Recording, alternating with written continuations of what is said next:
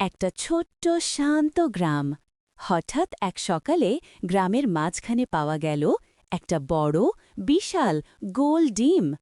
এত বড় যে সবাই অবাক। কেউ বলল, এটা নিশ্চয়ই হাতির ডিম। আরেকজন বলল, না না, এটা হয়তো পাহাড়ি পাখির ডিম। বাচ্চারা হাসতে হাসতে ডিমটাকে ঘিরে দাঁড়াল। এক ছেলে বলল, যদি ডিম ফুটে বাচ্চা ডাইনোসর বের হয়।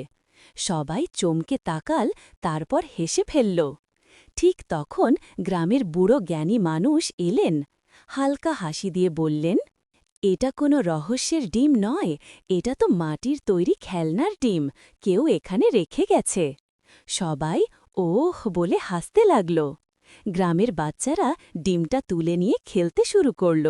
আর সবাই শিখল, প্রথমে দেখে বিচার করো না, আসল সত্য জানতে হলে ঠিকভাবে খুঁজে দেখতে হয়।